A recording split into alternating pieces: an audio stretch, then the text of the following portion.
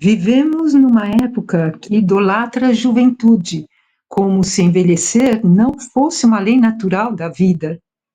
Porém, esse desconforto diante da própria imagem não é apenas vaidade, e sim um sintoma profundo de resistir à passagem inexorável do tempo.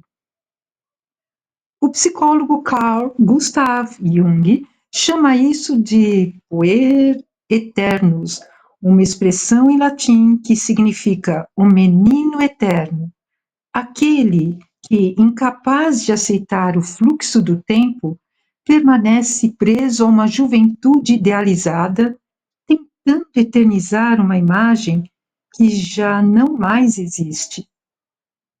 E ninguém encarna esse mito com tanta força quanto Dorian Gray, o jovem que vendeu a própria alma em troca da eterna juventude.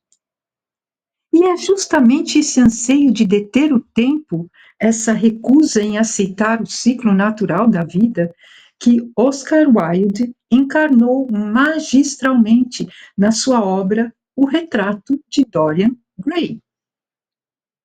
A juventude eterna ganha ali uma força trágica, quase mítica, como se fosse o embate de Dorian Gray contra o mito Cronos, o tempo que tudo devora.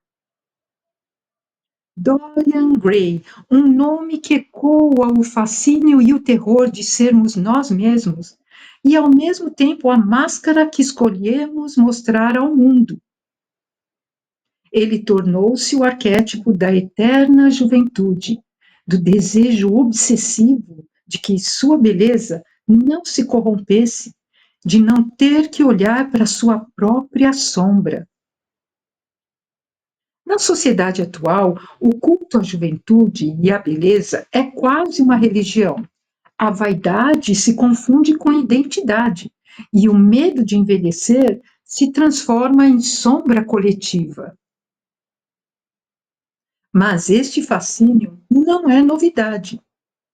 Em épocas passadas, em certas tribos africanas e indígenas, o espelho, assim como a fotografia, eram considerados perigosos e ameaçadores, por acharem revelar verdades que não ousavam encarar, e até mesmo chegar a roubar a própria alma. Mas o que Wilde cria é um retrato e não um espelho. Esse retrato absorve, silencioso, todas as marcas da vaidade, egoísmo e perfídia de Dorian Gray.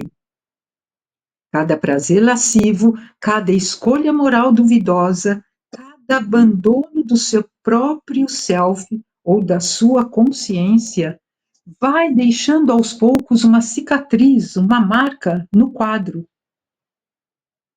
No início da história, Dorian faz um desejo quase mágico, implícito, que sua juventude permaneça intacta. Entretanto, ele não sabia que o retrato carregaria o peso da sua corrupção estampada.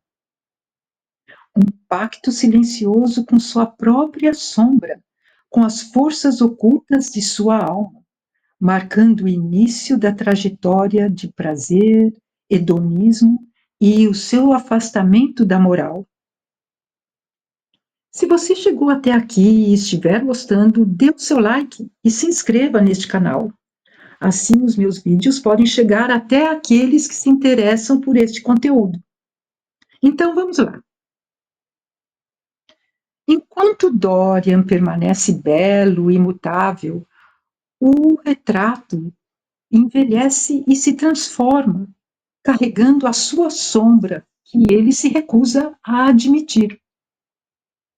Quando Dorian finalmente não suporta mais a visão da própria corrupção refletida no quadro, ele tenta destruí-lo. Mas, nesse instante, a verdade que ele projetou de fora para dentro o alcança de maneira implacável. Ao destruir sua sombra externa, Dorian torna-se de repente o que o retrato já mostrava. e paga com a própria vida por aquilo que ignorou dentro de si. Olhar para Dorian é encarar a nós mesmos, a eterna luta entre a persona que exibimos e o lado sombra que negamos, entre o que mostramos ao mundo e o que ocultamos. Hoje, a sombra que Dorian tentava negar se manifesta em nossa sociedade. A obsessão com a aparência, a rejeição de quem realmente somos e os padrões que nos incitam a mudanças drásticas para corresponder a um ideal inalcançável ou até mesmo desastroso. Mas a lição persiste. Negar a sombra nunca é gratuito. O grande desafio que a vida nos impõe está em aceitar a totalidade do que somos, ou seja, alcançar a individuação, conforme dizia Jung, em enfrentar nossas imperfeições, os sinais do tempo, acolher a sombra antes que ela precise nos cobrar de maneira impiedosa. Dorian Gray nos lembra que a aparência é frágil e passageira, mas a alma é eterna. E para finalizar, deixo aqui uma pergunta para reflexão. Será que os outros nos veem como nós nos vemos? Ou apenas como projetamos a nossa persona? Até o próximo encontro.